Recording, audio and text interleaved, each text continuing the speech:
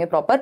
जैसे जैसे आप आते जाएं लाइक शेयर कर लीजिए और सेशन आपको पसंद ही आएगा, नहीं आए तो कोई बात नहीं है, फिर से पसंद आएगा दोबारा देखोगे तो। और सब्सक्राइब वो लोग कर लेंगे जिन लोगों ने अभी तक नहीं किया है, आगे किसी भी टीचिंग एग्जाम की तैयारी कर रहे हैं, पेडागोजी पढ़ने के इच्छुक हैं। इसके अलावा मैं नोट्स, जो फ्री नोट्स हैं इंग्लिश पेडागोजी के, वो आपके साथ शेयर कर चुकी हूँ। हिंदी पेडागोजी में 1 या 1.5 मिस्टेक थी कोई, मतलब एक क्वेश्चन का आंसर टाइप गलत हो गया था और एक शब्द गलत टाइप हो गया था, वो ठीक करके वो भी दोबारा आपके साथ शेयर कर दी है। ईवीएस पेडागोजी और ईवीएस कंप्लीट एनसीईआरटी, उसके नोट्स आपको होपफुली परसों मिल जाएंगे।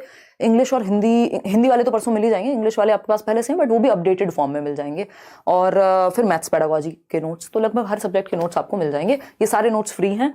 टेलीग्राम चैनल आपको पता ही है जहां से डाउनलोड करने हैं, लेट्स लर्न स्क्वाड। स्टार्ट करते हैं, होपफुली आप एकदम तैयार होंगे और दिल थाम के बैठिएगा क्योंकि आज का सेशन इंपॉर्टेंट होने वाला है। डरना नहीं है, छोड़ देना है कि मैथ्स है, जस्ट समझो ये पेडागोजी है, बस मैथ्स के कॉन्टेक्स्ट में पेडागोजी है। फर्स्ट क्वेश्चन देखिएगा एक बार, which of the following is the correct order according to Polya's problem solving model. George Polya से क्वेश्चन आता है, कई बार आया है। तो निम्नलिखित में से कौन सा पॉलिया के समस्या समाधान मॉडल के अनुसार सही क्रम है? अब ये एकदम ऐसा क्वेश्चन है कि आपको या तो पता है या फिर आप थोड़ा सा दिमाग लगा के पहुंच सकते हैं। ऐसे तो सारे ही सवाल हैं कि आप कोशिश करें अगर तो आप पहुंच जाएंगे आंसर तक एलिमिनेट करके। भाई एक क्वेश्चन होता है, 4 डिस्ट्रैक्टर्स हैं, 3 डिस्ट्रैक्टर्स हैं, एक तो आंसर ही है आपका, तो उस आंसर तक आप पहुंच पाएंगे। ठीक है, बिल्कुल एनर्जी से पढ़ने की कोशिश करनी है, बिना ये सोचे कि कुछ आता है नहीं आता, आज से पहले पढ़ा है नहीं पढ़ा मैथ्स पेडागोजी। चलिए 54% लोग ए कह रहे हैं, समझते हैं। ऑर्डर क्या है? ऑर्डर है जॉर्ज पॉलिया के प्रॉब्लम सॉल्विंग मॉडल का क्या? तो एक तो ये याद रखना है, 4 स्टेप का इन्होंने प्रॉब्लम सॉल्विंग मेथड दिया है, यानी समस्या को समाधान करने के गणित में 4 स्टेप दिए हैं। वो क्या हो सकते हैं? कॉमन सेंस भी लगाएंगे साथ साथ। अंडरस्टैंड द प्रॉब्लम, यानी समस्या आप पहचान पाए। आइडेंटिफिकेशन जो जनरल बाकी स्टेप्स में भी हम देखते हैं, यानी समझ पाए आप प्रॉब्लम को। बात तो ठीक लग रही है। फिर आता है डिवाइस अ प्लान, यानी अब आपके पास एक योजना हो, यानी पहले क्वेश्चन देखा, समझ में तो आई है क्या, इसमें करना क्या है, उसके लिए आप फिर योजना बनाते हैं।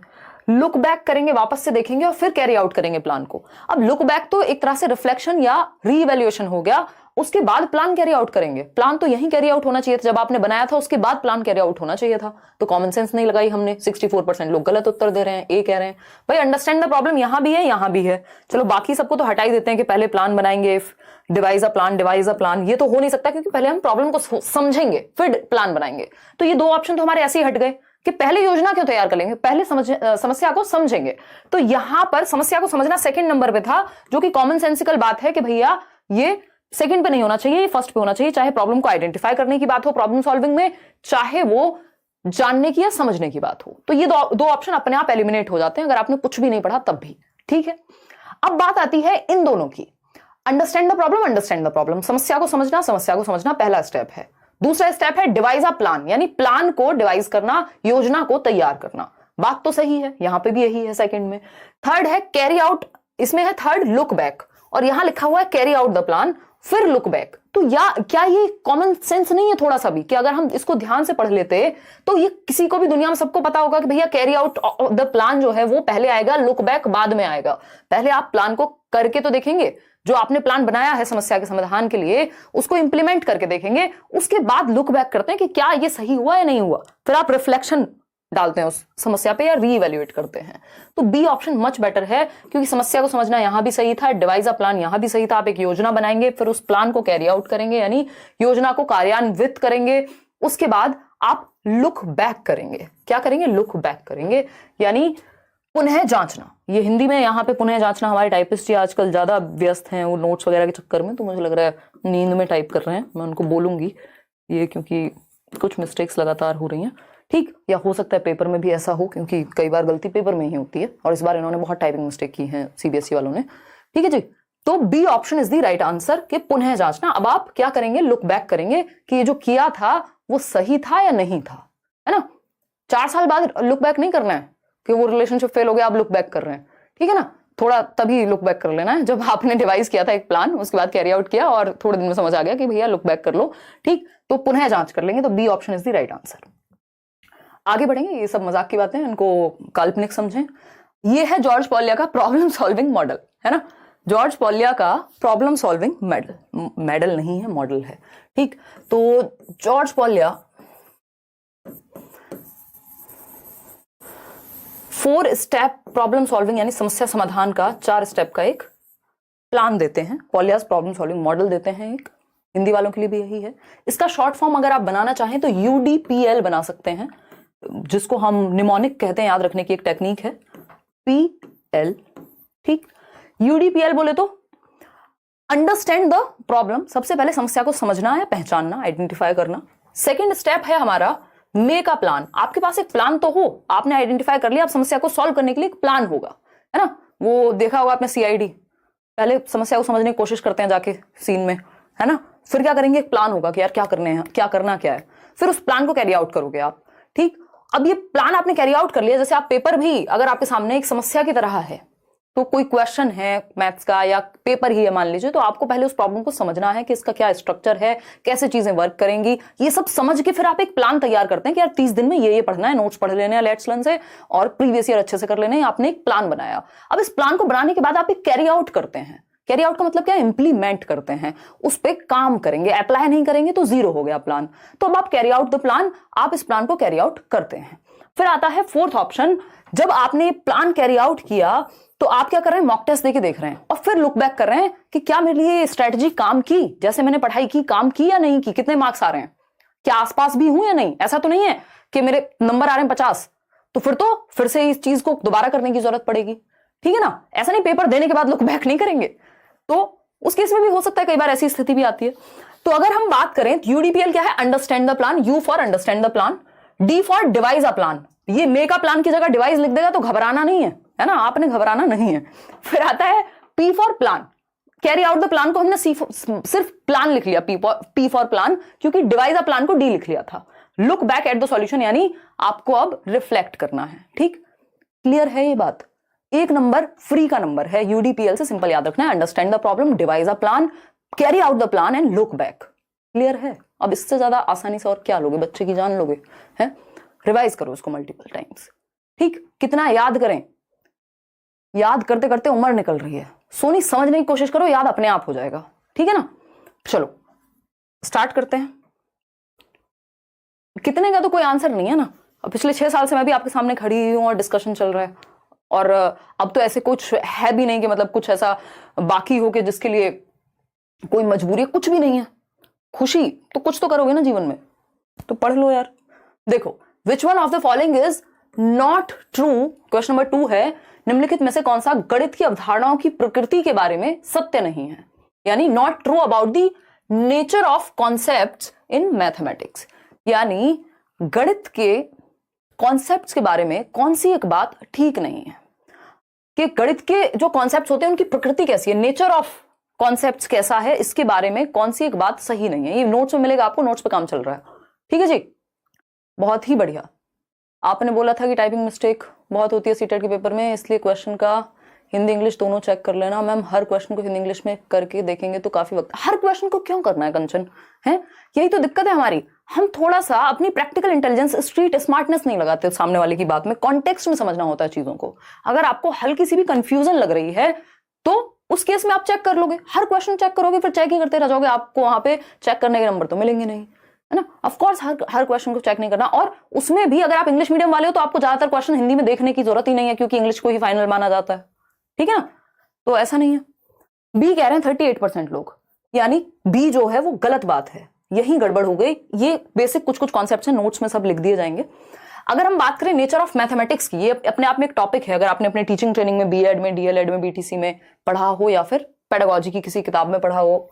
Abstraction in nature, mathematics abstract होता है अपने नेचर में, अमूर्त होता है, जिसको हम मूर्त संप्रतियों को बना करके या टीचिंग लर्निंग मटेरियल ऐसा यूज करते हैं जो मूर्त हो, कॉन्क्रीट हो, कि भाई एक ऐसा कॉन्सेप्ट है, मान लीजिए कि एक एंगल है ना। अब उसके लिए कॉन्क्रीट चीजों का प्रयोग किया जाता है, या तो चार्ट वार्ट बनाया जाएगा, डायग्राम बनाया जाएगा, या कुछ एक ऐसी सामग्री प्रयोग की जाएगी जो कॉन्क्रीट हो, क्योंकि ये अवधारणाएं अमूर्त हैं, एब्स्ट्रैक्ट हैं, इनको आप हाथ में लेके नहीं घूम सकते, दिमाग में होती हैं। हायरार्किकल इन नेचर, बिल्कुल फैक्चुअल बात है कि ये भी गणित की अवधारणाओं का एक क्या है, कॉन्सेप्ट है या नेचर है, कि ये हायरार्किकल होती हैं, श्रेणीबद्ध होती हैं, जिसको एनसीएफ कहता है टॉल शेप ऑफ मैथमेटिक्स, के एक दूसरे से जुड़ी हुई होती हैं, एक दूसरे से जैसे जैसे आप आगे बढ़ते जाते हैं कॉम्प्लेक्स होती जाती हैं, और जो पीछे वाली चीज है पीछे वाली जो चीज है वो इसमें ऑलरेडी इंक्लूडेड होगी। जैसे आप 6th क्लास में जो चैप्टर, मान लीजिए सेम चैप्टर पढ़ रहे हैं, ज्योमेट्री है, जो भी चैप्टर है, और उस केस में आप या अलजेब्रा पढ़ रहे हैं, अगर आप बेसिक इक्वेशन आप जान रहे हैं, तो उसमें वो कॉम्प्लेक्सिटी का लेवल नेक्स्ट क्लास में और बढ़ जाएगा। तो हायरार्की का मतलब होता है सिंपल टू कॉम्प्लेक्स जाना, जो कि सही बात है। लॉजिकल इन नेचर, बिल्कुल तर्क संगत एक विषय है, लॉजिकल नेचर का विषय है बिल्कुल, चाहे वो रीजनिंग हो, मैथ्स हो, साइंस हो। कॉन्क्रीट इन नेचर, ये बात गलत है। मैथमेटिक्स का जो नेचर है वो अपने आप में कॉन्क्रीट नहीं है, आपको मूर्त सामग्री के थ्रू टीचिंग लर्निंग मटेरियल्स का सहारा लेकर के इसको मूर्त संप्रत्ययों के रूप में समझाना पड़ता है, जो कि एब्स्ट्रैक्ट कॉन्सेप्ट्स होते हैं। तो ये अपने आप में कॉन्क्रीट नहीं है, ये अपने आप में एब्स्ट्रैक्ट है, इसका जो नेचर है, कॉन्क्रीट हम बनाते हैं। ठीक है जी। शिवानी कह रही मुझे लगता है मैम मेरे अगर सीडीपी नहीं होते तो मेरी सीडीपी का क्या होता अगर आप नहीं होते। अच्छा, एक क्वेश्चन है, सजेस्टोपीडिया का क्या मतलब होता है पेडागोजी में?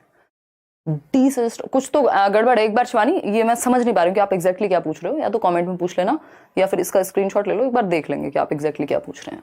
ठीक है शिवानी, चलिए आइएगा, क्योंकि सीटेट में तो आई थिंक मैंने नहीं देखा इस तरह का कुछ, या हो सकता है कि समझने में दिक्कत हो। अभी देखिएगा, तो आंसर क्या हुआ? डी। अभी भी 35% लोग बी पे अटके हुए हैं, क्या करें हम आपका है।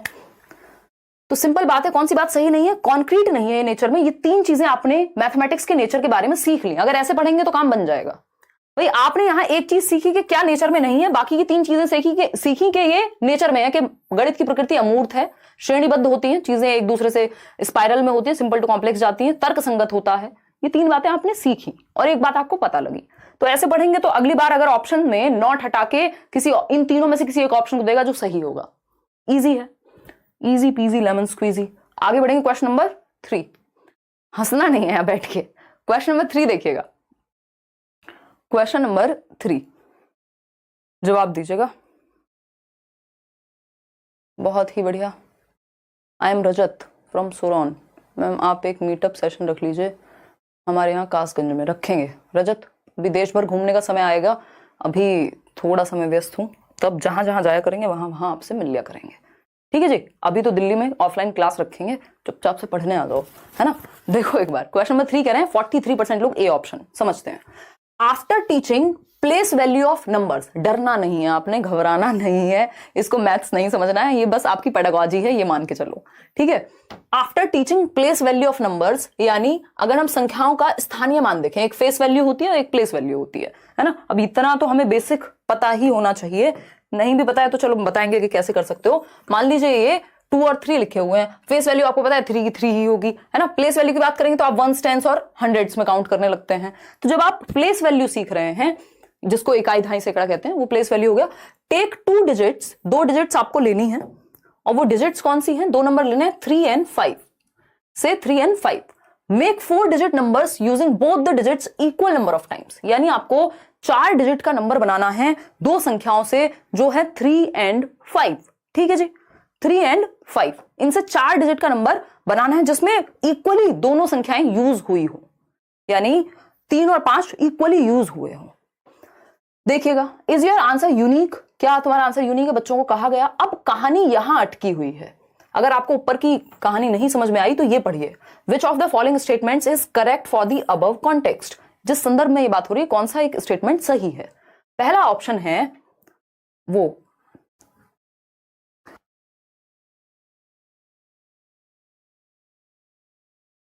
देखिएगा, अगर हम बात कर रहे हैं तो फर्स्ट ऑप्शन है, it is an open ended question and gives opportunities to students to analyse and critic each others responses.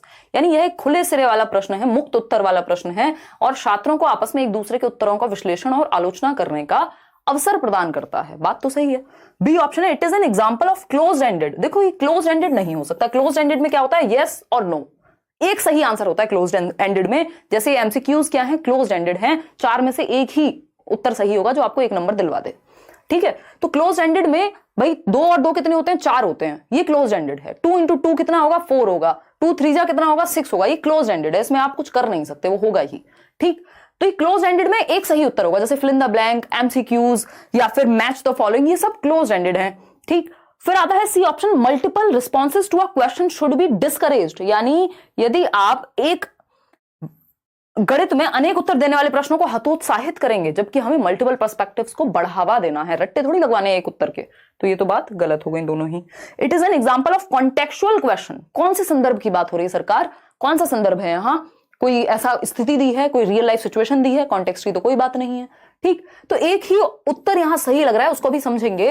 It is an open ended question and gives opportunities to students to analyse and critic each others responses. यह एक मुक्त उत्तर वाला प्रश्न है और छात्रों को आपस में एक दूसरे के उत्तरों का विश्लेषण और आलोचना करने का अवसर प्रदान करता है। क्यों, सिंपली देख लेते हैं एक बार। अगर हम बात करें 2 और 3 दिया, कितना नंबर है, 3 और 5। 3 और 5 से 4 डिजिट नंबर हमको बनाना है, 4 डिजिट नंबर आपको बनाना है 3 और 5 का प्रयोग करके। ठीक है जी, अब 3 और 5 का प्रयोग करें इक्वल नंबर ऑफ टाइम्स, दोनों बराबर के यूज होने चाहिए। एक तो आ गया 3 5 3 5, है ना, और क्या आ सकता है 5 5 3 5 5 5 3 3। इसी तरह से इनको, और ये ओपन एंडेड हो गया, कोई इसका एक आंसर नहीं है। अलग अलग बच्चे अलग अलग इसकी प्रोबेबिलिटी बनाएंगे और फिर कहेंगे तेरा गलत है या तूने ऐसे नहीं, इसको तो ऐसे भी कर सकते थे, तो क्रिटिक भी कर पाएंगे एक दूसरे को। तो ये क्या हुआ, इसकी बहुत सारी प्रोबेबिलिटी हो जाएंगी, कैसे भी खेलते रहो उसके साथ। तो ये क्या हुआ, ये ओपन एंडेड हुआ, इसका कोई एक सही उत्तर नहीं है, बच्चों को इस पर चर्चा करने का मौका मिलेगा। A option is the right answer over here. आगे बढ़ेंगे, क्वेश्चन नंबर 4। लेंथी हो सकते हैं क्वेश्चन, घबराना अगेन नहीं है। क्वेश्चन नंबर 4 पढ़िएगा और बताइएगा एक बार। पूछिए मैडम। फोन नहीं दे सकते आपको, चार्ज हो रहा है। ओ गॉड, लो जाओ, क्या याद रखोगी, बहुत बड़ा दिल है। लो देखिएगा, फटाफट से बताओ और जवाब दो, पढ़ो एक बार।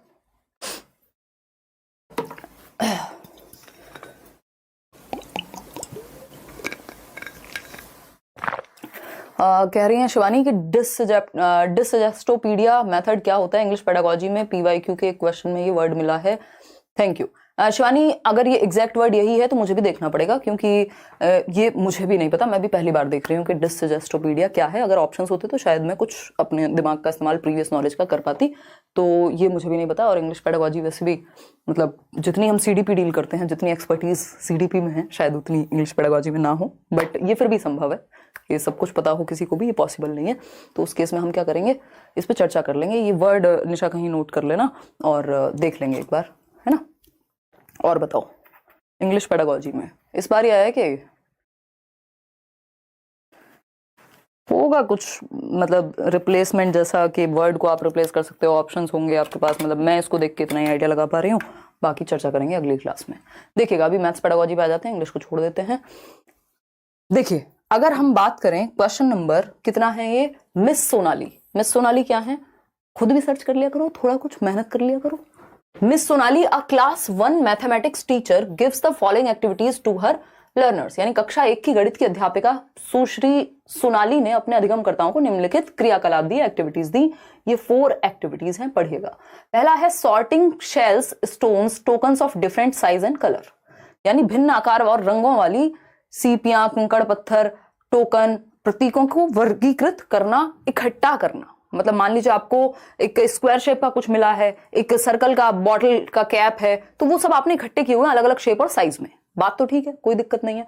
तो ये क्या है, ये एक एक्टिविटी है जो एक टीचर ने दी है बच्चों को, क्लास 1 के लिए। छोटे बच्चे हैं, उनको कॉन्क्रीट मटेरियल से ही सिखाएंगे हम, ठीक बात है। अब हम बात कर रहे हैं बी ऑप्शन की, arranging different sticks in a bundle according to their lengths. यानी आप डिफरेंट स्टिक्स को, छड़ियों को, मान लीजिए जैसे ये पेन ही है अभी मेरे सामने, तो उसमें आप क्या कर रहे हैं, इनकी लेंथ या हाइट के हिसाब से इकट्ठा करा रहे हैं बच्चों को। ठीक बात है, कंक्रीट मटेरियल से सिखा रहे हैं, ये भी एक एक्टिव रहेगा, बच्चा यहाँ सक्रिय रहेगा। वो बच्चा सक्रिय रहना यानी बच्चे का एक्टिव होना हर सब्जेक्ट की पेडागोजी में बराबर से लागू होता है।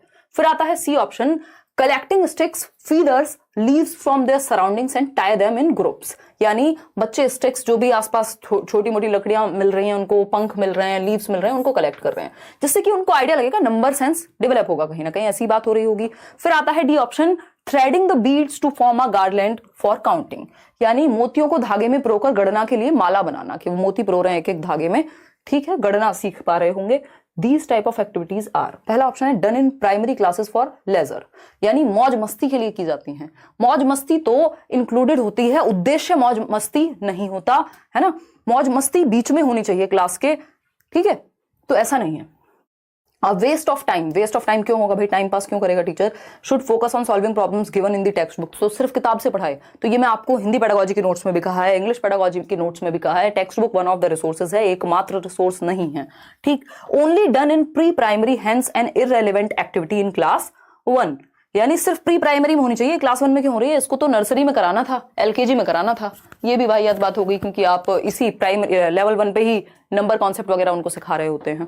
अब आता है D option, useful for assessing children's readiness to introduce important concepts like numbers, counting in arithmetic. ये बात सुंदर लग रही है, फिर भी देखते हैं इसका क्या अनुवाद होगा हिंदी में। अंक गणित में महत्वपूर्ण अवधारणाएं जैसे संख्या, गणना का परिचय देने के लिए बच्चों की तत्परता के लिए आकलन में सहायक। आपको याद है थॉर्नडाइक, एडवर्ड ली थॉर्नडाइक, जिनके 3 प्राइमरी लॉज हैं। रेडीनेस फॉर लर्निंग, यानी बच्चे का तैयार होना बहुत जरूरी है। इसमें रेडीनेस, कॉग्निटिव रेडीनेस भी होती है, जिसकी बात प्याजे करते हैं कि वो मैच्योर है उतना या नहीं, और दूसरी रेडीनेस है वो तैयार है, अपने माहौल उसे ऐसा मिला है कि वो सीखने के लिए तत्पर है। अगर आप मान लीजिए लाइव में बैठे हैं और सीखने के लिए तत्पर नहीं है, तो आप कुछ भी कर लीजिए नहीं सिखा पाएंगे। मतलब वो कहा जाता है ना कि घोड़े को आप तालाब तक तो ले जा सकते हो बट पानी नहीं पिला सकते, ठीक है ना। तो उसके लिए उसको तैयार होना बहुत जरूरी है। तो ये जरूरी है कि हम बच्चों को सिखाने के लिए ऐसे कॉन्सेप्ट्स, नंबर काउंटिंग वगैरह को सिखाने के लिए क्या कर रहे हैं, ये एक्टिविटीज करा रहे हैं कि ये सब चीजें इकट्ठे करेंगे तो वो समझ पाएंगे कि गणना जैसी कोई एक कॉन्सेप्ट होता है, और फिर हम उनको इंट्रोड्यूस कर पाएंगे जब वो रेडी फील करेंगे। तो क्वेश्चन नंबर 5 देखिएगा, according to national curriculum framework 2005 which of the following processes are indicative of mathematization of child's thinking। एक क्वेश्चन निश्चित रूप से mathematization of child's thinking पे हर बार हर सेट में लगभग आता ही है। मैथमेटाइजेशन क्या है, बच्चे के थॉट को आप मैथमेटाइज कर पाए, उसके सोच में मैथमेटिक्स आ पाए। समझ पा रहे हैं कि नहीं? इसका मतलब ये नहीं कि वो बस मैथ्स में ही बात करे, बट आसपास वो मैथ्स देख करके दिमाग में उसके मैथ्स चले, उसकी चिंतन प्रक्रिया में शामिल हो। तो राष्ट्रीय पाठ्यचर्या रूपरेखा जो एनसीएफ 2005 डॉक्यूमेंट है आपका, उसके अनुसार कौन सी प्रक्रियाएं बच्चे के चिंतन के गणितीकरण की सूचक हैं, कि अब बच्चा जो है वो मैथमेटिकली सोचने लगा है। पहला ऑप्शन है mathematical communication only through a formula, सिर्फ फॉर्मूला के थ्रू। देखो बच्चा एक्टिव है क्या फॉर्मूला में, ये तो रटने वाली भी बात हो गई। और दूसरा, इसका मतलब ये कब से हो गया कि मैथमेटाइजेशन ऑफ थिंकिंग का मतलब है सिर्फ फॉर्मूला, तो ये तो रटना हो गया, रोट मेमोराइजेशन है, रटने से बचना है। सारे पेडागोजी के फंडे हर सब्जेक्ट में पेडागोजी में सेम लगते हैं, ठीक है। बी ऑप्शन पढ़िए, जवाब दीजिए, इससे भागना नहीं है मैथ से, सिर्फ ये 30 क्वेश्चन सॉल्व कर लो, अपने आप डर निकल जाएगा पेडागोजी का, ठीक है। आस्था कुशवाहा कह रही है ma'am, I need help, my family toxicity, I can't focus on study, I feel so helpless, my age is 21, I want a government job but for that we need to study hard.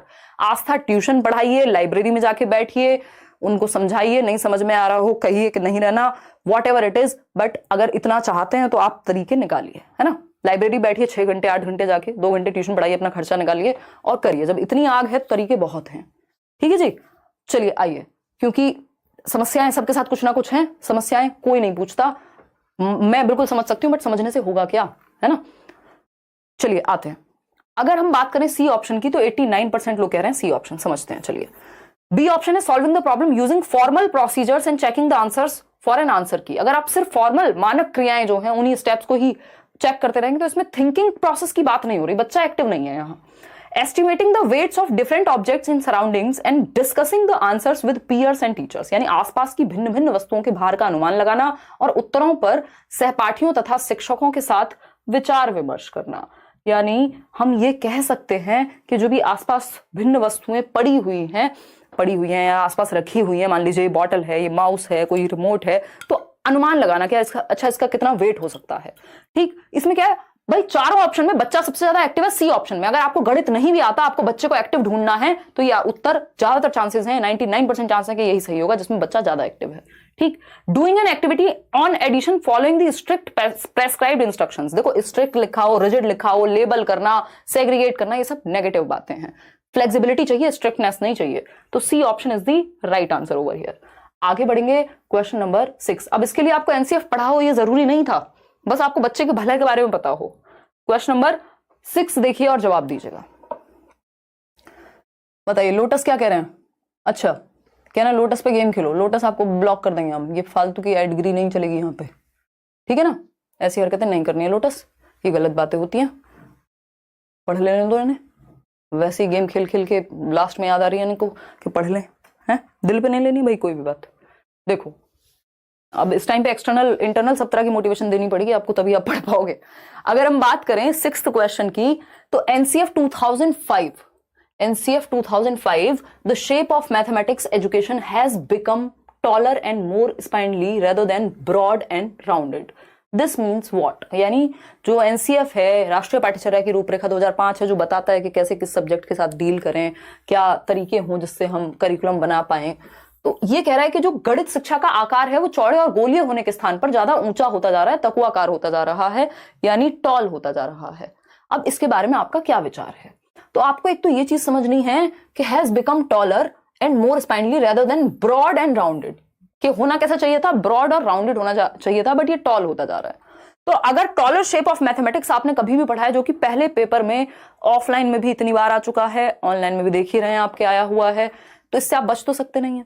तो taller shape of mathematics क्या होती है, पहले ये समझना जरूरी है। Taller shape of mathematics होती है, टॉल शेप ऑफ मैथमेटिक्स होती है। टॉल का मतलब होता है ऊंचा, मतलब जो ऐसे बना हुआ हो, मतलब एक कॉन्सेप्ट दूसरे से जुड़ा हुआ है। अगर आपको प्रीवियस कॉन्सेप्ट नहीं आता मैथ्स में तो आपको अगली क्लास समझ नहीं आएगी। यही है टॉल शेप ऑफ मैथमेटिक्स। तो इससे होता क्या है, कई बार बच्चा मान लो मिस कर दिया तो वो बेसिक कॉन्सेप्ट मिस कर जाता है, तो हम इसकी जगह फोकस राउंडेड कॉन्सेप्ट पे कर रहे हैं। तो राउंडेड से क्या होगा, या ब्रॉड अगर हो जाएगी शेप, तो इससे बेसिक भी साथ में क्लियर होगा बच्चे का। मान लीजिए कहीं मिस भी हो गया कुछ, तो वो बेसिक भी यहां इंक्लूड होता है, जबकि टॉल शेप में ऐसा नहीं होता। अगर आपको पिछली क्लास का नहीं आता या उससे पहले लेवल का नहीं आता तो आप भूल जाइए कि आपको समझ आने वाला है।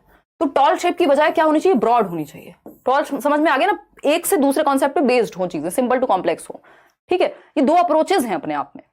अगर हम बात करें यहां, तो पहला ऑप्शन है there is no communication between primary school and high school teachers. मतलब ऐसा इसलिए हो रहा है क्योंकि ये दोनों आपस में बातें नहीं कर रहे, कोई सेंस है इस बात की।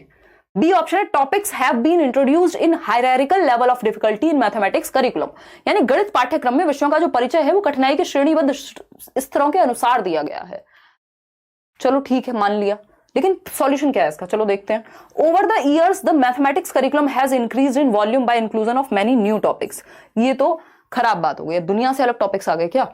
फिर आता है डी ऑप्शन, इसको ए लिख दिया है, A curriculum acceleration has led to pruning of some basic topics to include new topics which are of significance in higher mathematics education। यानी पाठ्यचर्या के गतिमान होने के कारण ये जो एक्सेलरेशन है, जो हम और इसको कॉम्प्लेक्सिटी बढ़ा रहे हैं और बेहतर करने की बात कर रहे हैं, इसकी वजह से कुछ आधारभूत विषयों को काट छाट की गई है, जिससे जो बेसिक है उसका समावेशन कई बार नहीं हो पाता, जो कि होना चाहिए। ये ज्यादा आपको समझदार आंसर नहीं लग रहा, बजाय कि आप बी के साथ जाएं कि कुछ नए टॉपिक आ गए हैं और हायरार्किकल लेवल ऑफ डिफिकल्टी है मैथमेटिक्स में, इसलिए ऐसा है। ज्यादा कॉम्प्रिहेंसिव या इंक्लूसिव, बाकी को भी अपने अंदर समाहित करने वाला ऑप्शन नहीं लग रहा क्या ये? बिल्कुल लगेगा। तो become taller and more spindly rather than broad, इसका रीजन ये है कि जो करिकुलम एक्सेलरेशन है, जो हम इतनी तेजी से बढ़ावा दे रहे हैं या कॉम्प्लेक्सिटी को बढ़ा रहे हैं या डायनामिज्म है, चेंज हो रही है चीजें, उसकी वजह से जो बेसिक कॉन्सेप्ट्स हैं वो नए कॉन्सेप्ट्स के साथ सिग्निफिकेंस में प्रॉब्लम आ रही है, वो साथ में नहीं चल पा रहे हैं। तो इसलिए हम ये कह रहे हैं कि इसका रीजन जो है टॉलर शेप का, वो ये है कि हमने एक्सेलरेट कर दिया चीजों को। तो D option is better than B option. बाकी के दोनों का तो कोई चांस ही नहीं था कि वो आंसर सही हो पाते। अब देखिए कॉन्सेप्ट मैप, हमने सीडीपी में भी पढ़ा है कॉन्सेप्ट मैप। अगर आप थोड़ा सा लॉजिक लगाएंगे जवाब दे देंगे। फटाफट से बताइएगा। एमडी आरजू, अच्छा 31,000 लोग जुड़े हुए हैं और 14,000 लोगों ने लाइक किया। देखो ये बराबर का हमें LHS RHS इक्वल चाहिए होता है, तभी हमें अच्छा लगता है। देखिए फटाफट से जवाब दीजिए। हाँ, बहुत कुछ लोगों को इतनी हंसी आ रही है, पढ़ लो।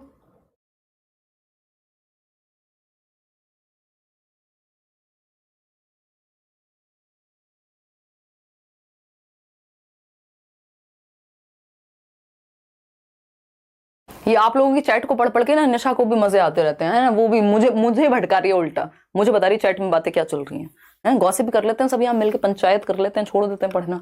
देखिए एक बार अगर हम बात करें क्वेश्चन नंबर 7 की, तो ये कहता है कॉन्सेप्ट मैप्स। कॉन्सेप्ट मैप्स क्या होते हैं?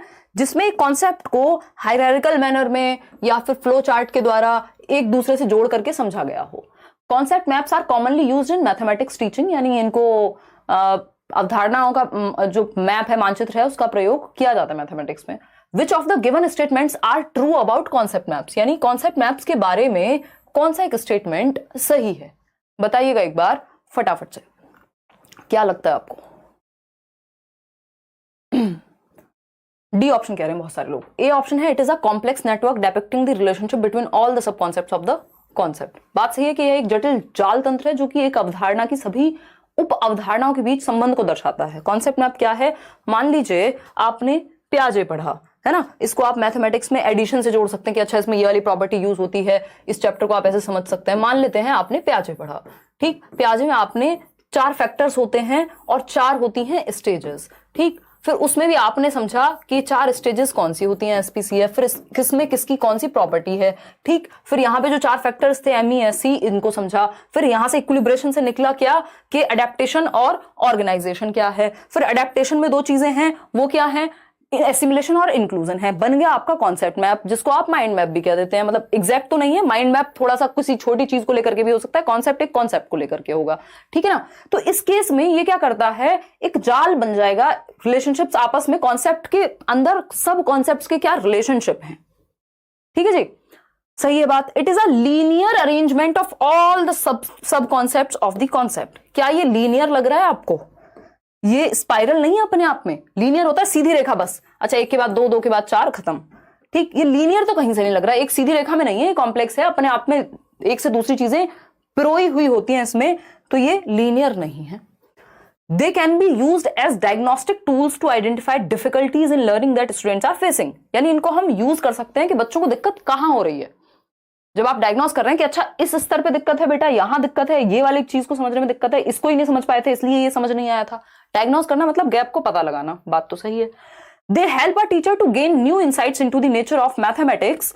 भाई टीचर को भी क्या है, नए इनसाइट्स मिल जाएंगे मैथमेटिक्स के बारे में। 3 ऑप्शन सही हो सकते हैं और ये तीसरा हमें पॉजिटिव भी लग रहा है। तो आंसर क्या हो गया हमारा? ए भी सही है, बी गलत है, ए, सी और डी। ऑप्शन है ऐसा कहीं? है हमारे पास डी ऑप्शन। तो इन क्वेश्चन से अगर हम बच के भाग जाएंगे तो कोई क्वेश्चन तो करेंगे हम पेपर में कि नहीं, बताओ एक बार। तो D option is the right answer over here. आगे बढ़े, देखिएगा एक छोटा सा तो नहीं कहेंगे, पता नहीं आप देख पा रहे होंगे इसमें या नहीं, जब पीडीएफ आपको मिल जाएगा ये टेलीग्राम पे और इसके मॉक टेस्ट भी मिल जाएगा आपको इस सेशन का करियर विल ऐप पे, और फ्री होगा वो मॉक टेस्ट, तो आप एक बार देख सकते हैं उस चीज को। अच्छा एक और मॉक टेस्ट का एक पैकेज भी है, फ्री वाले मॉक टेस्ट भी हैं, और आई थिंक एक 99 रुपीज का एक मॉक टेस्ट की सीरीज, पूरी टेस्ट सीरीज जैसी लॉन्च की है, तो वो भी आप एक बार चेक कर लेना। करियर विल ऐप डाउनलोड करके कहीं और मत फंस जाना बस, है ना। अब तो कहते हुए डर लगता है, पता नहीं कौन कहाँ किस तरफ भटका दे आपको। देखिएगा इसमें सब तुक्के लगा रहे हैं, समझते हैं। अगर आप इसको देख पा रहे हैं पहले तो वही जरूरी है। देखिएगा अगर हम समझने का प्रयास करें तो यहां पे देखेंगे फॉर्मेटिव असेसमेंट, रचनात्मक आकलन होता किस लिए? फीडबैक के लिए। रचनात्मक आकलन की अगर हम बात करें, एफए जिसको हम कह रहे हैं, तो देखेंगे children memorising the facts and are assessed through written test. ये कहां हो सकता है? चाइल्ड सेंटर्ड में नहीं, बिल्कुल नहीं होगा। टीचर सेंटर्ड में ऐसा हो सकता है कि बच्चे क्या हैं, रट्टे लगा रहे हैं क्योंकि टीचर ने कह दिया है। तो पहले पहला ऑप्शन ही पढ़ लिया करो, उसके हिसाब से अगर समझ में आ जाए तो ईजी हो जाएगा। पहले ऑप्शन पढ़ लिया आपने तो अब आपको पता है कि टीचर सेंटर्ड के बारे में बात हो रही है, तो बी का फर्स्ट होना चाहिए। बी का फर्स्ट कहीं दिख रहा है आपको? 2 जगह पे दिख रहा है बी का फर्स्ट। बी का फर्स्ट ऑप्शन 2 जगह पे दिख रहा है, यानी 3 जगह पे दिख रहा है बल्कि, है ना। कई बार तो ऐसा होता है इसी से सारा क्वेश्चन सॉल्व हो जाता है, बाकी और कहीं होता ही नहीं। तो बी का 4th वाला, चलो एक ऑप्शन तो एलिमिनेट हुआ कम से कम। बी ऑप्शन देखते हैं, ये तो होगा नहीं क्योंकि 4th तो सही नहीं हो सकता। टीचर सेंटर्ड हो गया ये। फॉर्मेटिव का भी पता करेंगे, children work both individually and in groups are assessed while doing activities. तो ये होता है चाइल्ड सेंटर्ड में, जहां टीचर और बच्चा दोनों ही एक्टिव होते हैं। ये बात हमने सैकड़ों बार पढ़ी है सीडीपी में भी, है ना। तो सी का क्या हो गया? Second option. सी का सेकंड कहीं दिख रहा है हमें? यहीं पे दिख रहा है सिर्फ, सी का सेकंड सिर्फ यहीं है, बाकी में है ही नहीं। सिंपल आंसर है, अगर आपको वो दोनों ये चेक भी नहीं करने तब भी आप आंसर तक पहुंच गए, है ना। इसी को स्मार्टनेस कहते हैं, जो थोड़ी सी मेहनत और समझ से आएगी। अगर आपके कॉन्सेप्ट्स ठीक डेवलप हुए हैं, आपने 4 ऑप्शन नहीं भी चेक किए तब भी आपको समझ में आ गया। और ये आपको लग रहा होगा कि अभी तो बड़ा कॉम्प्लेक्स है यार, बट ये खेलना आप सीख जाएंगे, थोड़ी प्रैक्टिस तो कीजिए। अगर हम बात करें यहां तो आपके टीचर सेंटर्ड हो गया, चाइल्ड सेंटर्ड हो गया। ग्रुप असेसमेंट का मतलब बच्चे ग्रुप में असेस कर रहे हैं एक दूसरे को, तो helps to assess social skills and cooperative learning process. एक दूसरे की सामाजिक जो भी स्किल्स हैं, साथ में कैसे कोऑपरेट कर रहे हैं, ये सब सीख पाएंगे। फॉर्मेटिव असेसमेंट के लिए एक ही उत्तर बचा है, इसको चेक कर लेते हैं। 4th ऑप्शन होगा कि ये क्या लिखा हुआ है आपका, finds out what learning changes and progress has taken place in the child over a period of time in different subjects and other dimensions of personality, यानी स्कोलास्टिक प्लस को स्कोलास्टिक दोनों के बारे में आप पता कर पाए। फॉर्मेटिव असेसमेंट में ये चीज होगी, रचनात्मकता की बात होगी। तो A option is the only right answer over here. तो अगर आप सीडीपी अच्छे से पढ़ रहे हैं तो ईश्वर की दुआ से आपका पेपर जो है वो निकल जाएगा, क्योंकि बाकी सब्जेक्ट्स की इतनी प्रैक्टिस तो आप कर ही लेंगे मेरे ख्याल में। क्वेश्चन नंबर 9 देखिएगा।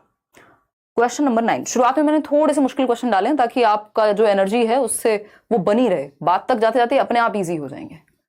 और यही पेपर में करना है, छोड़ने नहीं है क्वेश्चन, क्योंकि आपको लग रहा होगा 4 क्वेश्चन मुश्किल है और आप डर गए, अरे मैथ्स तो बहुत मुश्किल है। आगे देखोगे तो हो सकता है 8 इजी भी आए, ठीक है ना। चलिए आगे बढ़ते हैं और समझने का प्रयास करते हैं। मैं मम्मी कहती हैं आप बहुत स्पीड पढ़ाती होंगे आप, समझी नहीं आयशा। अम्मी का तो चल जाएगा, उनको स्पीड में लग रहा है, आपको भी स्पीड में लग रहा है तो बताओ, फिर कम कर देंगे, है ना। क्योंकि ये तो अम्मी का बड़प्पन है कि वो देख रही हैं। अदरवाइज अगर पढ़ने वालों को स्पीड में लग रहा है तो आप बता दीजिए। इतनी कहानियां सुना रही हो यार, है स्पीड प्रॉब्लम है या क्लैरिटी प्रॉब्लम? क्लियर समझ में आ रहा है ना। स्पीड कम भी कर सकते हैं, आप खुद भी कर सकते हैं अपने एंड पे। 1.25 वो उल्टा कर लीजिए, उसका 0.5 कर लीजिए। देखिए एक बार, तो विच of the following is, YouTube में फीचर है, विच of the following is not an appropriate assessment method for primary class children, यानी निम्नलिखित में से कौन सी प्राथमिक कक्षा के छात्रों के आकलन की उपयुक्त विधि नहीं है, बताइएगा। यानी प्राइमरी लेवल पे, 1st to 5th लेवल पे बच्चा कितने साल का है? 6 से 10 साल का होगा। अब 1st to 5th लेवल पे 6 से 11 साल का बच्चा अगर है तो 1st to 5th पे आपको क्या करना है, क्या नहीं करना है उसके आकलन के लिए, उसको असेस करने के लिए। पहला ऑप्शन है a test based on recalling of facts and formulae, यानी एक ऐसा टेस्ट जिसमें सिर्फ रिकॉल बेस्ड चीजें हों, फॉर्मूले के रट्टे लगाए हुए हों। रिकॉल करना कोई अच्छी बात नहीं होती, इसको मेमोराइजेशन या रटना कहते हैं, तो इससे तो आप दूर भाग जाइए। लेकिन नॉट पूछा था तो यही सही लग रहा है हमें। बाकी देखेंगे तीनों options. A subjective test according to the learning levels of children, यानी बच्चों के स्तर के अनुसार अगर एक सब्जेक्टिव टेस्ट बना रहे हैं, उनकी इंडिविजुअल नीड्स को ध्यान रख के, सही है। Using ICT information communication technology का यूज करना पढ़ाने में, ये भी सही है, या आकलन में। यूजिंग कॉन्सेप्ट मैप्स, बिल्कुल पॉजिटिव बात है, समझ इससे बेटर होती है, डिफिकल्टीज का पता लगता है, अभी हमने पिछले क्वेश्चन में देखा था। एक परीक्षा जो कि तथ्यों और सूत्रों को स्मरण करने पे आधारित हो, रटने पे आधारित हो, मेमोराइजेशन पे, रिकॉलिंग पे आधारित हो, वो गलत तरीका है, चाहे सब्जेक्ट कोई भी हो। तो ये क्या हुआ, नॉट सही में यही सही है, क्योंकि ए ही गलत है और जो गलत है वही सही है, क्योंकि पूछा ही गलत है, सिंपल बात। आगे बढ़ेंगे, ए ऑप्शन सही था यहाँ पे। अब किसी को कोई और समस्या हो तो बता सकते हैं। क्वेश्चन नंबर 10 देखिएगा एक बार। क्वेश्चन नंबर 10 क्या कहता है, ये समझने का प्रयास आप स्वयं करेंगे। देखिएगा एक बार, a primary class teacher is using a variety of concrete material, यानी मूर्त सामग्री का प्रयोग, जैसे बॉटल है या फिर एक अबैकस हो सकता है या जियो बोर्ड हो सकता है। ये क्या मूर्त सामग्रियां हैं जिनको टच और फील किया जा सकता है, उनके थ्रू एब्स्ट्रैक्ट अमूर्त कॉन्सेप्ट्स को, संपत्तियों को पढ़ाना। बताइएगा, ठीक है ना। दे देंगे मनीषा EVS और मैथ्स के नोट्स पे काम लगता है। आपको लगता है कि एक तो ये इतने से हैं, बट उस पर मल्टीपल टाइम्स काम लगता है, फिर भी एक आध छोटी मोटी मिस्टेक टाइपिंग की हो जाती है। इतने सारे प्रिंट हो गए घर में इकट्ठे, जिसमें वो बार बार प्रूफ रीड कर करके उसमें से कुछ चीजें हटानी है, लगानी है, ये सब। तो कोई दिक्कत नहीं है, मिल जाएंगे एक एक करके। बताइएगा फटाफट से।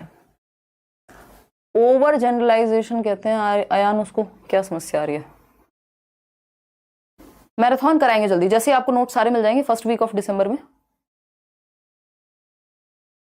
चलिए, ए ऑप्शन कह रहे हैं 50% लोग। चलिए समझते हैं क्या कहानी है।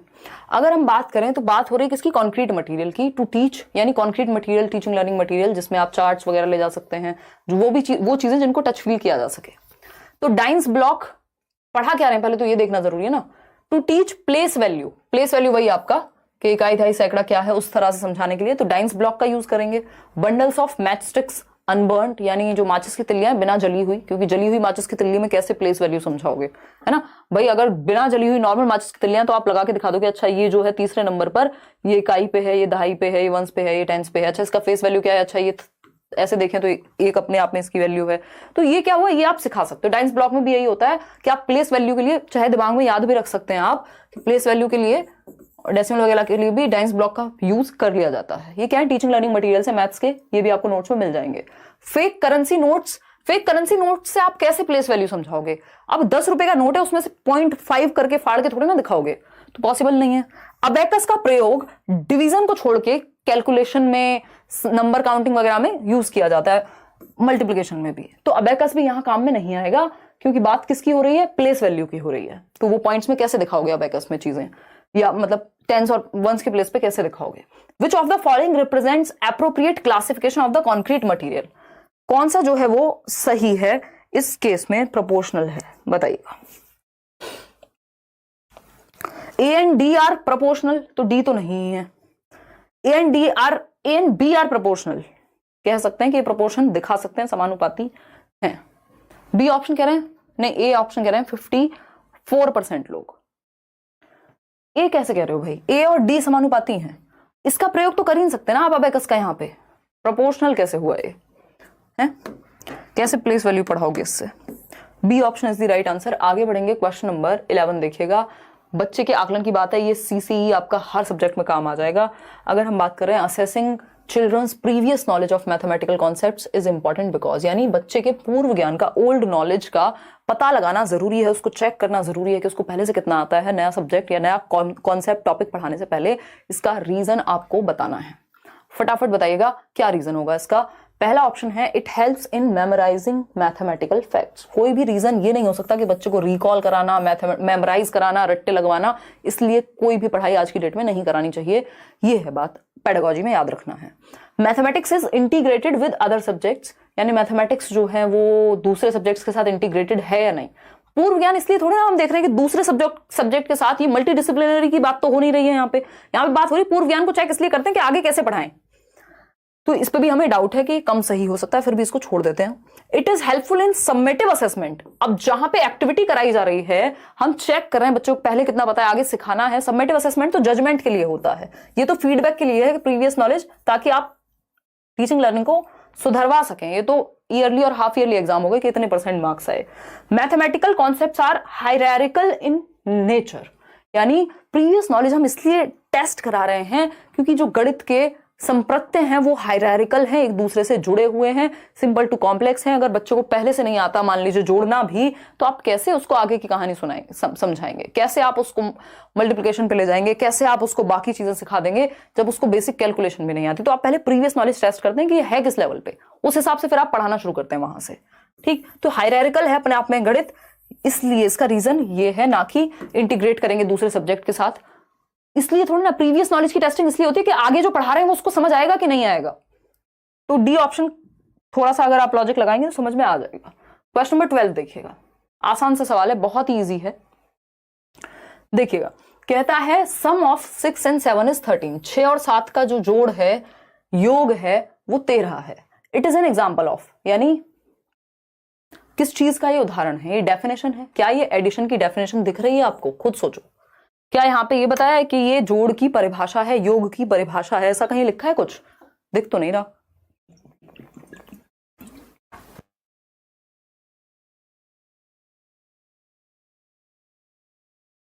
देखिएगा, जवाब दीजिएगा। थोड़ा स्लो चल रहे हैं हम कंपैरेटिवली अगर देखा जाए तो। फटाफट से बताइएगा, क्या ये परिभाषा है योग की? नहीं लग रही हमें तो। परिभाषा तो यहां कोई नहीं दी हुई। प्रपोजिशन है ये, ओपन सेंटेंस है या कंजंक्शन है? बताइएगा। ओपन सेंटेंस यानी मुक्त वाक्य। मुक्त वाक्य क्या होगा? जहां पे बच्चों कह दिया जाए कि 13 किस किस का योग हो सकता है, तो वो ओपन एंडेड हो जाएगा कि भाई 6 और 7 का भी हो सकता है, 9 और 4 का भी हो सकता है ना? ये ओपन एंडेड है। बट ये तो फैक्चुअल है, इसका तो एक ही आंसर है। 6 और 7 13 होते हैं, उसमें तो कुछ कर ही नहीं सकते आप। ओपन कहां से? तो क्लोज एंडेड है। ये भी हट गया, ये भी हट गया। कंजंक्शन यानी जिसमें दो चीजों को जोड़ के, कंपाउंड में दो चीजें काम कर रही हूं। यहां जोड़ने का मतलब कंजंक्शन बिल्कुल भी नहीं है कि दो को जोड़ दिया तो ये कंजंक्शन बन गया, है ना? कुछ साथ में जुड़े हुए दो टॉपिक हो, उसकी बात कंजंक्शन को हम जोड़ेंगे यहां पे। तो ये प्रपोजिशन है। अगर देखा जाए तो क्या है? ये साध्य है, प्रपोजिशन है कि साथ में जोड़ करके, अगर एक प्रपोजिशन, बेसिकली इसको ऐसे देखिएगा, जब आपको पता हो क्लियरली कि इसका एक ही डिक्लेरेटिव आंसर है कि ये करेंगे तो यही आएगा, तो वो प्रपोजिशनल कहलाते हैं मैथमेटिक्स की भाषा में। अब ये थोड़ा सा मैथमेटिक्स की लैंग्वेज वाली बात हो गई यहाँ पे। अदरवाइज ये कंफ्यूजिंग लग सकता है। तो जब ऐसी स्थिति हो आपको पता है आंसर एक ही होगा तो उसको प्रपोजिशनल कहेंगे, क्योंकि डिक्लेरेटिव नॉलेज वहां शो हो रही है। डिक्लेरेटिव क्या मतलब डिक्लेयर कर दिया, 7 और 6 जो है 13 होते हैं। ठीक, तो बी ऑप्शन इसका सही होगा। ये थोड़ा सा फैक्चुअल है। क्वेश्चन नंबर 13 देखिएगा। एक क्वेश्चन हमें अभी तक फैक्चुअल मिला जिसमें आपको बिल्कुल प्योर मैथमेटिक्स पता होना चाहिए। सयान क्या कह रहे हैं, WB टेट एग्जाम है इन 1 मंथ, 1 महीने पहले हर सब्जेक्ट मैंने पेडागोजी इंक्लूड किया था, पेडागोजी में 2 ऑप्शन में उलझ जाता हूं, क्या करें। सायन ये बहुत ही नॉर्मल बात है सायन रॉय, और कि ऐसा होता है पेडागोजी में, बट आप प्रैक्टिस तो करिए, थोड़ा जो नोट्स मिल रहे हैं उनको भी यूज करिए, सीटेट के भी प्रीवियस ईयर करिए, क्योंकि मैंने सुना है कि सिलेबस सेम ही है। तो उस केस में जब आप कॉन्सेप्ट को समझने लगेंगे और देखेंगे कि पहला दूसरे से बेहतर है कि नहीं है ऑप्शन, सबसे बेस्ट कौन सा है, बच्चे की भलाई की बात कौन सा ऑप्शन कर रहा है, एक्टिव बच्चा कहां है, सबसे ज्यादा मौका कहां ज्यादा सीखने को मिलेगा, उस ऑप्शन की तरफ जाइए अगर आपकी ऐसी कंफ्यूजन बनती भी है तो। और फिर थोड़ा सा आप प्रैक्टिस से भी आपको ये अनुभव हो जाएगा कि कौन सा ऑप्शन आपको किस दिशा में लेके जा रहा है ना। क्वेश्चन नंबर 13 देखिए, विच of the following levels of cognitive domain are responsible for divergent thinking process. यानी कॉग्निटिव डोमेन की जब हम बात करते हैं, ब्लूम टेक्सोनॉमी पे आ जाइए, उसमें कितने 6 लेवल्स हैं। ठीक है, संज्ञानात्मक मतलब दिमाग से रिलेटेड। डाइवर्जेंट थिंकिंग प्रोसेस के लिए कौन सा एक पार्ट है, पॉइंट है कॉग्निटिव डोमेन का जो रिस्पॉन्सिबल है। नॉलेज तो बिल्कुल भी नहीं होगा, क्योंकि इसमें तो सीधा रिकॉल बेस्ड चीजें होती हैं, डेफिनेशन याद कर ली है ना, याद करने वाली चीजें होती हैं कि अच्छा फलानी जगह का नाम बताओ, अच्छा भारत की कैपिटल कौन सी है, तो आप फटाफट से बता दोगे अच्छा न्यू दिल्ली है, दिल्ली है। ठीक, फिर अगर हम बात कर रहे हैं एनालिसिस, इसकी कॉम्प्रिहेंशन की, कॉम्प्रिहेंशन में भी आप समझते हो, आपकी डाइवर्जेंट थिंकिंग प्रोसेस नहीं लगती, आपको समझाया जा रहा है और आप समझ रहे हैं। ठीक है, फिर हम बात करते हैं एप्लीकेशन की, अप्लाई करने में भी डाइवर्जेंट थिंकिंग नहीं लग रही, जो आपने सीखा है उसको सीधा अप्लाई कर रहे हैं आप। एनालिसिस, सिंथेसिस एंड इवैल्यूएशन, ये होते हैं हायर लेवल थिंकिंग स्किल्स, और डाइवर्जेंट थिंकिंग में हायर लेवल स्किल्स की ही जरूरत होती है। तो आप एनालाइज करें, चीजों को टुकड़ों में विभाजित करें, उसके लिए आपको सोचना पड़ेगा कहां गलती हो रही है पेपर में, क्यों हो रही है, क्या कमी है, टुकड़ों में तोड़ के देखना पड़ेगा, एनालाइज करेंगे जैसे हम अभी कर रहे हैं। तो इसमें डाइवर्जेंट थिंकिंग लगती है, दिशाओं में सोचना पड़ता है। सिंथेसिस, सिंथेसिस तो अपने आप में ही सब कुछ जितना भी आपको पता है उसको जोड़ के कुछ नया बनाना सिंथेसिस है, क्रिएटिंग भी कहते हैं इसको। तो ये तो डाइवर्जेंट थिंकिंग है ही, ये तो क्रिएटिविटी का अच्छा खासा उदाहरण है। इवैल्यूएशन में भी आपको जजमेंट का, चीजों को रिफ्लेक्ट करने का सारा प्रयोग करना पड़ेगा, तभी आप किसी चीज का मूल्यांकन कर पाएंगे। पहले तो यही हाईएस्ट होता था, आज की डेट में ये है। Knowledge analysis and evaluation, knowledge तो कतई भी डाइवर्जेंट नहीं हो सकता है ना, कॉम्प्रिहेंशन भी डाइवर्जेंट नहीं हो सकता। ठीक, तो बाकी ऑप्शन तो बचे ही नहीं, बी ऑप्शन ही एकमात्र सही उत्तर है इसका। ठीक है, ब्लूम टेक्सोनॉमी कराई हुई है, ये कॉग्निटिव डोमेन ही इंपॉर्टेंट है, ये तो कराया ही हुआ है। एक और सवाल आपके सामने है जिसको देख के आपको घबराना नहीं है। क्वेश्चन नंबर 14 देखिएगा फटाफट से, टाइम टेकिंग है थोड़ा सा ये, बट इसीलिए आपको अलग अलग सेट से प्रैक्टिस थोड़ी कर लेनी है। ठीक है जी, हाँ पेपर 1 पेपर 2 दोनों के लिए हेमलता जो नोट्स प्रोवाइड किए, और उन नोट्स में जो महत्वपूर्ण से भी ज्यादा महत्वपूर्ण चीजें हैं वो हैं जो आती ही हैं, है ना। क्योंकि मान लीजिए अभी जैसे किसी ने ये टॉपिक बताया था, मैंने यहाँ लिखा हुआ है डी सजेस्टोपीडिया, अब ये एक बार अगर पेपर में आया 1 नंबर में, तो ऐसे 1-2 क्वेश्चन जरूर मिलेंगे जो पहले शायद कभी देखे भी ना हो। तो उसके लिए दुखी नहीं होना उस टाइम पे, एक्स्ट्रा में अगर टाइम है पढ़ के जाओ, सब कुछ अच्छी बात है, लेकिन अब लास्ट टाइम क्योंकि चल रहा है तो इसलिए नोट्स में वही चीजें हैं जो बहुत जरूरी हैं, जो बार बार रिपीटेडली आती हैं, जो आपको स्कोर अच्छा करा सकती हैं। तो 1-2 क्वेश्चन का तो आपको मार्जिन लेके चलना पड़ता है कि भैया ये हो सकता है कि नए आ जाएं या अलग आ जाएं या हमसे सॉल्व ना हो पाए, बट जो जरूरी है, जो आता है हर बार, वो गलत करोगे तो फिर कोई बचाव नहीं है दुनिया में। सी ऑप्शन कह रहे हैं 84% लोग। चलिए समझते हैं। टू सॉल्व 76 into 32, यानी 76 को गुणा करना है 32 से। A student uses the following method, student क्या करता है, एक मेथड प्रयोग करता है 76 into 32 करने के लिए। वो 70 + 6 लिखता है ब्रैकेट में और मल्टीप्लीकेशन लगाता है, 30 + 2 कर देता है। ठीक है, कोई दिक्कत नहीं है। 70 into 30 + 6 into 30 ऐसे करते थे ना हम लोग, दोनों को एक एक से करेंगे मल्टीप्लाई, फिर जोड़ेंगे, फिर ये करेंगे, टोटल जो जोड़ है वो सॉरी गुणनफल है वो निकल करके कितना आ रहा है, इतना आएगा। ठीक है ना, ये यहाँ पे एक बार ही हटा दीजिएगा, ये टाइपिंग मिस्टेक हुई है, 180 के बीच में जोड़ का निशान लगेगा।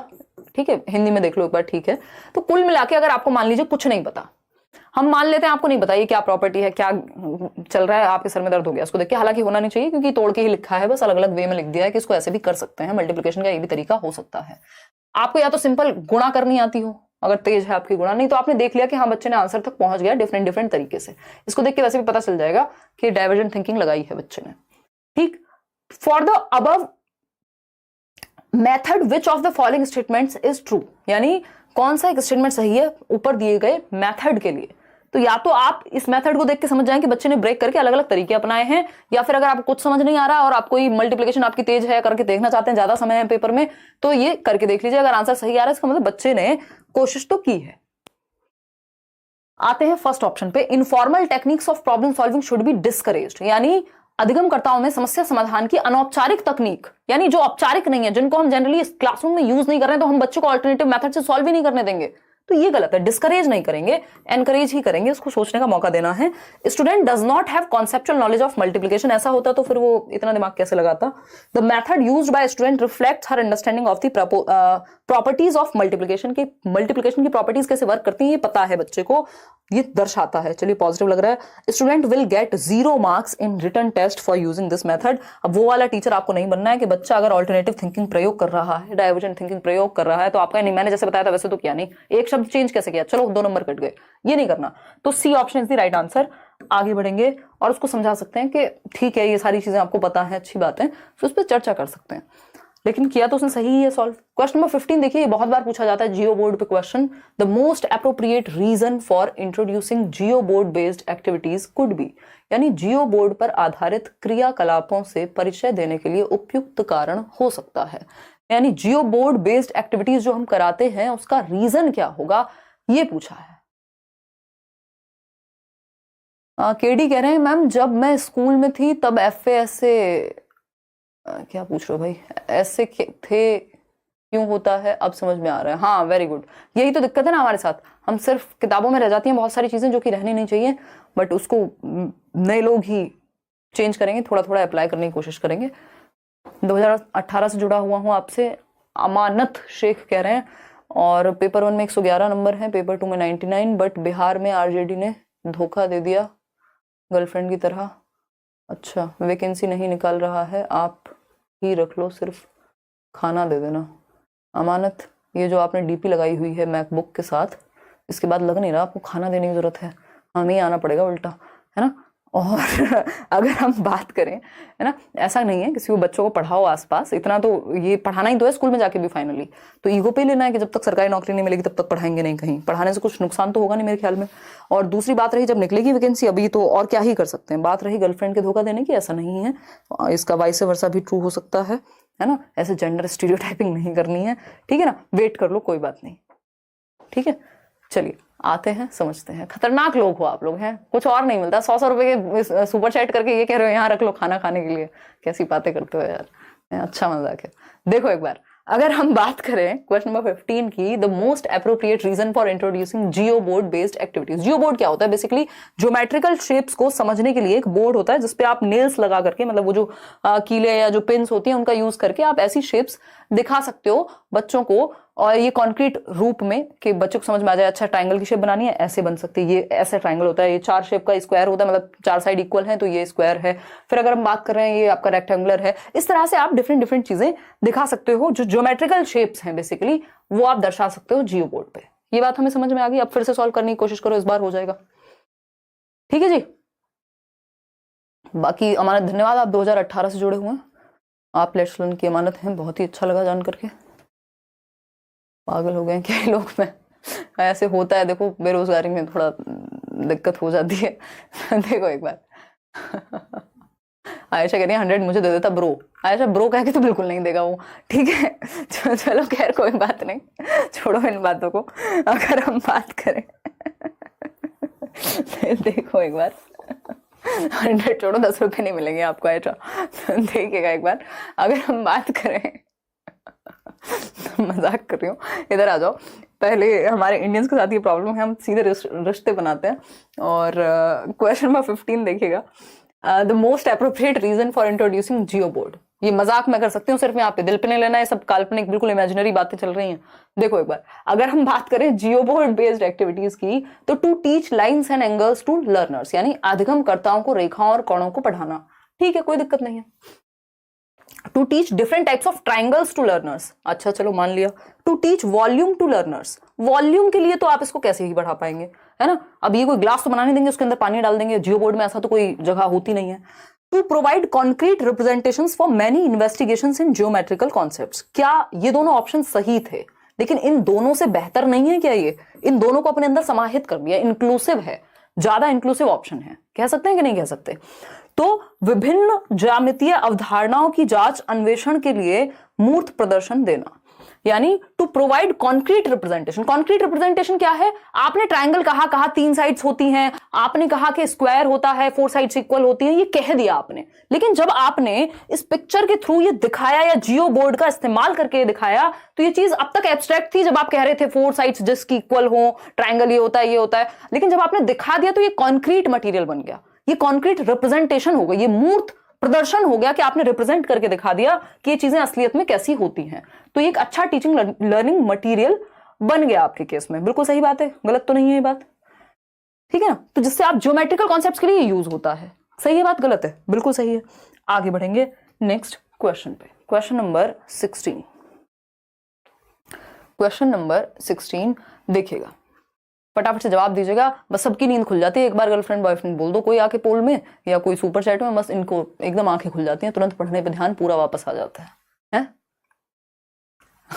सिर्फ कल्पना की और कल्पनाशीलता की बातें हैं, बहुत। सिर्फ कल्पना करें और कल्पनाशील बने। वाह वाह रजनी, वाह, गजब कर दियो यार, आप तो सच में क्रिएटिव निकले। बहुत ही बढ़िया, बहुत ही बढ़िया। हिमांशु में मुझे अपना मोबाइल दे दो, मनीषा कह रही है। मनीषा आप बहुत ही बेहतर करें जीवन में, ऐसे 4 मोबाइल आप मुझे दें, ठीक है? मजाक कर रही हूँ यार। देखो एक बार पढ़ लो, फालतू बातें सारी करनी है इनको। क्वेश्चन नंबर 16 देखो, which of the following represents the correct sequence of development of geometrical understanding according to van Hiele's theory. Van Hiele आ चुके हैं जिनसे सबको बुखार चढ़ता है देख करके। वैन हील की थियरी आपको नोट्स में भी मिलेगी और मैराथन सेशन में भी हम डिस्कस करेंगे। तो वैन हील की जब हम बात कर रहे हैं, या हिंदी में कहें वैन हीले की जब हम बात कर रहे हैं, इनके सिद्धांत के अनुसार कौन सा क्रम ज्यामितीय स्तर के लिए सही है? ये ज्योमेट्री के बारे में ही बात करते हैं वैन हील। इन्होंने कुछ 5 लेवल्स दिए हुए हैं जो 0 से शुरू होते हैं, तो नंबर के हिसाब से 4 है, वैसे 5 लेवल्स हैं। कि आप पहले सबसे पहले देखते हैं तो खुद बताओ, फिर तो आंसर ही पता लग जाएगा आपको अगर मैंने कुछ बता दिया तो। बताइए फटाफट से। बहुत ही बढ़िया, आप लोग इतनी संख्या में अभी जुड़े हुए हैं, लगभग 30,000 लोग। 10 बजे रात के, 10:15 बजे जब सोना होता है आपको। सामने से पढ़ने में बहुत मजा आएगा। हाँ मिलेंगे अभी जल्दी ही ऑफलाइन क्लास दिल्ली में हम फ्री देने वाले हैं आपको सीटेट के लिए। देखिएगा, तैयार रहिए आप अपना टिकट विकेट करा के।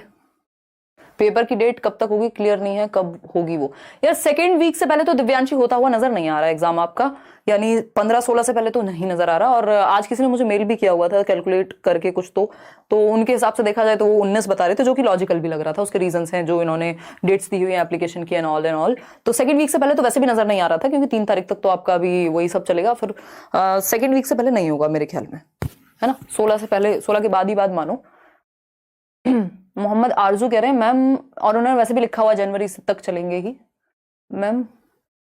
मैं और अंकल वकारुद्दीन अंकल आपकी लाइव क्लास कर रहे हैं मैम, हम लोग आशीर्वाद दीजिए, हम लोग पास हो जाएं। अंकल का शादी सीटेट के लिए रुका हुआ है। I understand Mohammad Aarzoo.